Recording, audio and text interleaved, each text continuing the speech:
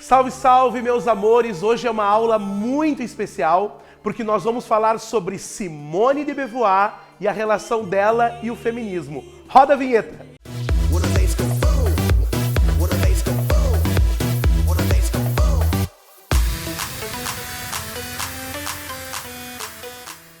Simone de Beauvoir e o feminismo é um dos assuntos mais comentados desde a última prova do Enem.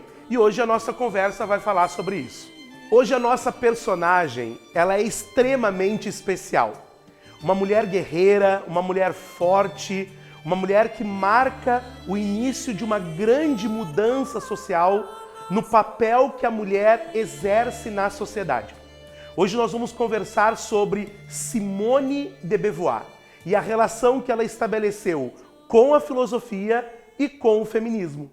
A Simone de Beauvoir, ela vem de um histórico de uma família burguesa. E essa relação que ela tinha com a família dela era uma relação extremamente tradicional. Até porque nas décadas de 40, 50 e 60, as mulheres eram muito educadas a uma visão doméstica, a uma visão do lar. E ser mãe, ser mulher, passava necessariamente pela maternidade. Essas imagens que a gente acabou de assistir retratam um pouco dessa percepção que a sociedade ela tinha em relação às mulheres na década de 40, 50, 60. Essa condição de ser mulher passava necessariamente pelo lar, pela família, pela maternidade. E é isso que a Simone questiona. Por que não ter autonomia para estudar, para construir uma vida autônoma, baseada no seu conhecimento, na sua autonomia intelectual? E é justamente disso que a gente trata quando se fala em Simone de Beauvoir. A partir do momento que a Simone ela entra na Sorbonne e ela estabelece uma relação muito íntima com a filosofia, ela conhece o seu grande parceiro, o seu grande amigo, Jean-Paul Sartre. Um homem, um companheiro que ela vai viver até o final da vida dela, até os últimos dias, mas era uma relação não só de um casamento, era uma relação de uma cumplicidade.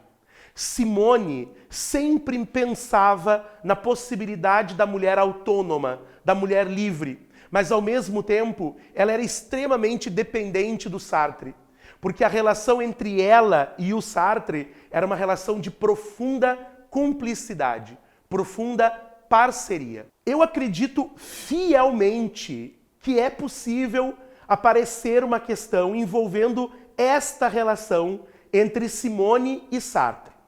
Ambos possuem em comum algo que nós chamamos na filosofia de existencialismo. Os dois compartilhavam dos mesmos olhares em relação ao papel do homem e da mulher na sociedade. O Sartre, de um lado, conhecido como o teórico da liberdade, e a Simone, de um outro lado, trabalhando toda a questão do papel que a mulher exerce dentro da sociedade. Aqui vale uma dica muito importante na hora de tu resolver uma questão.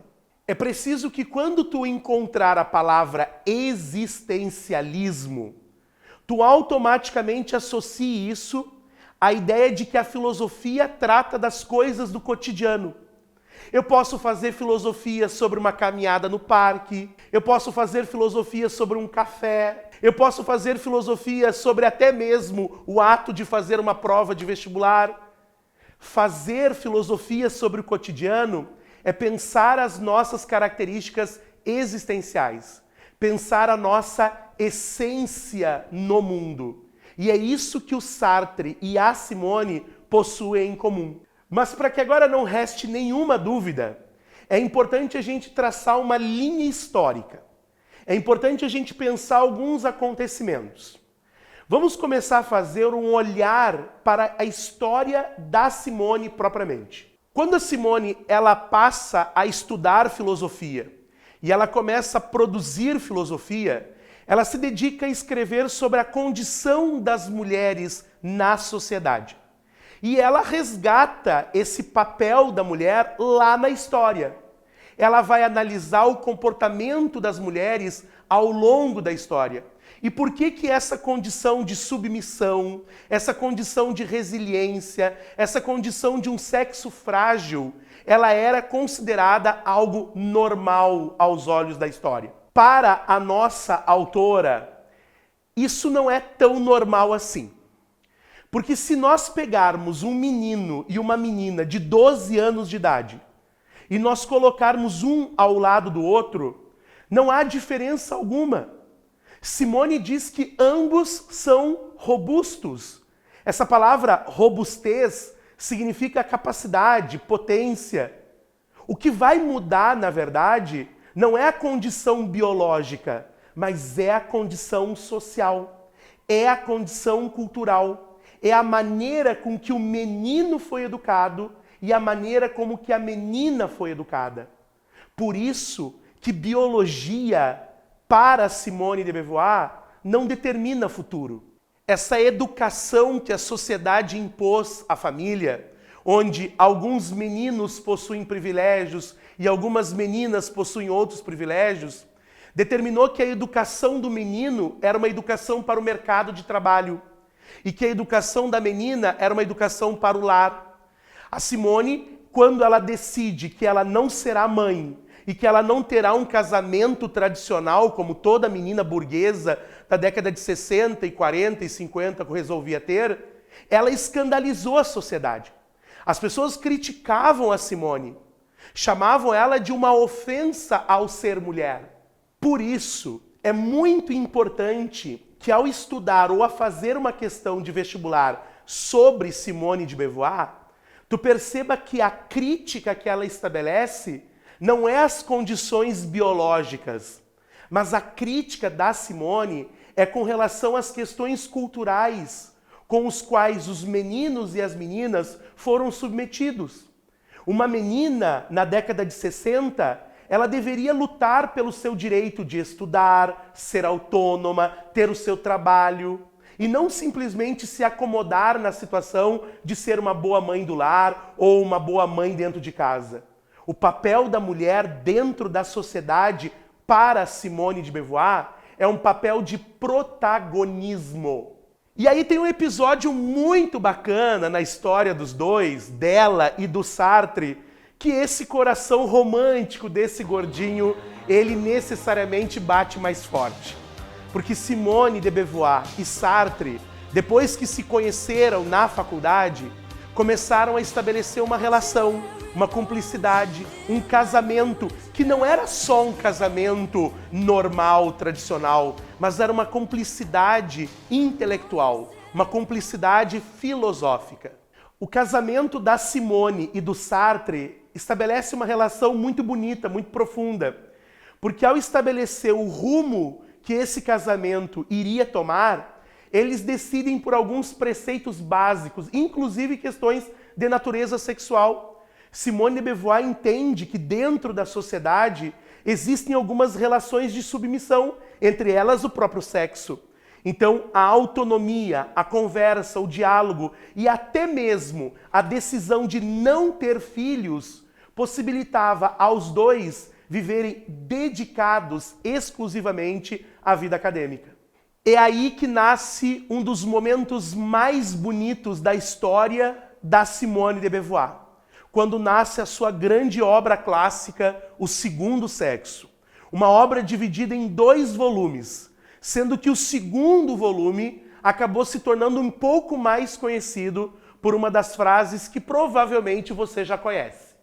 O segundo volume da obra, O Segundo Sexo, inicia com aquela frase que foi cobrada na prova do Enem de 2015. Nós não nascemos mulher, tornamos. Essa relação entre nascer e tornar, ela é uma relação profundamente existencialista. E por incrível que pareça, ela possui uma relação muito próxima com o marido dela, o Jean-Paul Sartre. O Sartre, ao dizer que a existência precede a essência, está dizendo que, em primeiro lugar, nós acontecemos. Nós conhecemos o mundo para depois nos valorarmos, para depois construirmos nossas percepções da realidade. Simone diz a mesma coisa. Ao dizer que não se nasce mulher, se torna mulher, ela não está fazendo uma análise biológica aqui. Ela está dizendo que tornar-se mulher é tomar consciência do papel que você exerce dentro da sociedade. É nessa segunda parte da obra que a Simone deixa um grande desafio. Ela convoca as mulheres do mundo inteiro a se unirem para lutar pelos seus direitos, para conquistar os seus espaços dentro da sociedade. Porque para tornar-se mulher é preciso participar dos espaços em que as mulheres até então eram renegadas. E é por isso que a Simone começa a ser percebida pelo próprio movimento feminista. Essa convocação para que as mulheres unam-se em nome de uma causa foi chamada então de segunda onda do movimento feminista. É nesse momento que as mulheres começam pelo mundo inteiro a se reunirem e a fazerem protestos, passeatas, carreatas na luta por um espaço dentro da sociedade. Uma das bandeiras é justamente pela autonomia, pela oportunidade e pela igualdade. E é por isso que se levanta a bandeira do feminismo. O feminismo é uma luta pelo direito das mulheres dentro da sociedade. O que eu não quero, o que eu não aceito, é você achar que feminismo é o oposto de machismo. Fica ligado, porque essa é uma confusão que você jamais pode cometer.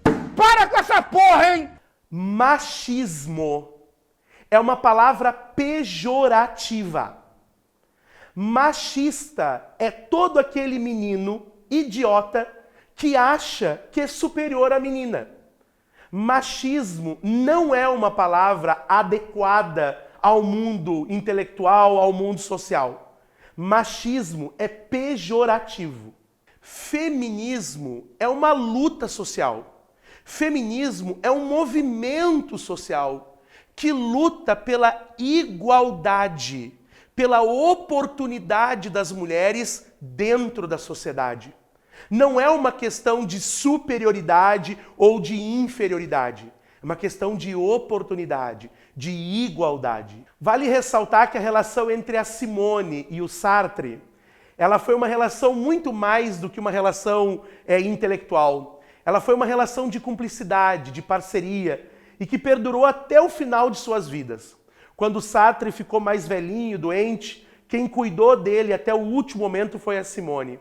Um exemplo de uma cumplicidade, de uma relação única e singular na história da própria filosofia. E aí, pessoas do bem, vocês viram que assunto bonito, que assunto importante que nós tratamos nessa videoaula? Hoje nós conversamos sobre a importância que as mulheres possuem dentro da sociedade. E a gente viu que essa questão de sexo frágil é muito mais uma questão cultural e social do que propriamente biológica. Hoje nós conversamos sobre Simone de Beauvoir e falamos que para ela é preciso que todos nós possamos lutar pela igualdade e pela oportunidade. Então deixo aqui o meu grande desafio a partir de agora. Assista de novo essa aula, compartilhe ela, construa suas ideias, as suas opiniões, porque um mundo melhor é um mundo onde todos nós sejamos cada vez mais iguais. Um super beijo e até a próxima!